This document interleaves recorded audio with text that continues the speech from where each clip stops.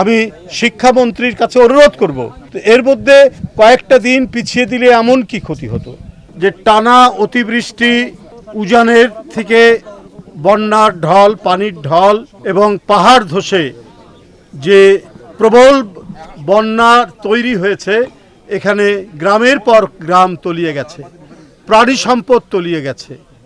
সব সুদ্ধ মিলিয়ে একটি খসড়া হিসাব দেখলাম প্রায় 30 কোটি টাকার মতো ক্ষয়ক্ষতি হয়েছে, হয়তো হিসাবটা আরও বেশি হতে পারে। এ বিষয়ে সরকার সদা জাগ্রত এবং সদা সতর্ক রয়েছেন, সার্বক্ষণিক মনিটরিং করছে।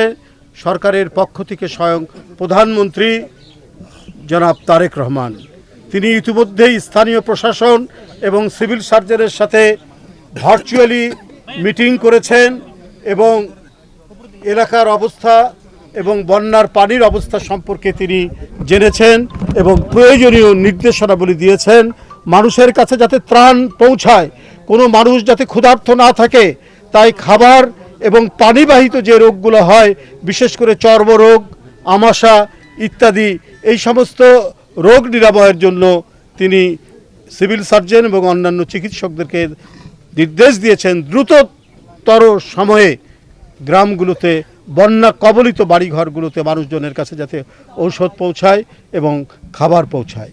আমি শিক্ষামন্ত্রীর কাছে অনুরোধ করব যে এই বন্যায় এই সমস্ত এলাকায় যে দুর্গতি হয়েছে, এখন ইন্টারমিডিয়েট পরীক্ষা চলছে, এই ইন্টারমিডিয়েট পরীক্ষায় এই বন্যার পানি আমরাই তো মানে আজকে পানি ডিঙিয়ে এই গ্রামে আসতে হয়েছে। তো এর মধ্যে কয়েকটা দিন পিছিয়ে দিলে এমন কি ক্ষতি হতো? পরীক্ষা দিতে গিয়ে, স্কুলে কলেজে যেতে গিয়ে শিক্ষার্থী পানিতে পড়ে গেছে। তো এই পরিস্থিতির মধ্যে শিক্ষামন্ত্রী এই দিকে দৃষ্টি দেবেন। এটা ভয়ঙ্কর রকমের জনদুর্ভোগ। একটি বাচ্চা ছেলে, একটি কিশোর ছেলে এই বন্যার কারণে সে পরীক্ষা দিতে যেতে পারছে না, আর দিতে গিয়ে সে যদি পানিতে ডুবে যায় তাহলে এটা অত্যন্ত দুঃখজনক ঘটনা। অবিলম্বে আমিও জনগণের যে প্রত্যাশা, তার প্রত্যাশার প্রতি আমি একাত্মতা ঘোষণা করে আমি বলছি যে অতি দ্রুত পরীক্ষা কিছু দিনের জন্য, কয়েকদিনের জন্য পিছিয়ে দিন, পানি কমুক, আবার পরীক্ষা নেওয়া যাবে। যাই হোক, আজকে এলাকাবাসী, উপদ্রুত যারা বন্যা কবলিত মানুষ, তাদের কাছে আমরা সকলে এখানে উপস্থিত হয়েছি।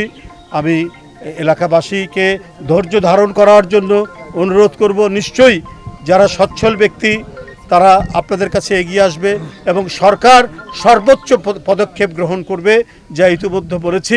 তিনি প্রশাসনকে নির্দেশ দিয়েছেন এবং আমরা বিভিন্ন রাজনৈতিক দল রয়েছেন, তারাও যথার্থ ভূমিকা পালন করছেন, ত্রাণ নিয়ে আসছেন এবং আপনাদের কাছাকাছি থাকছেন।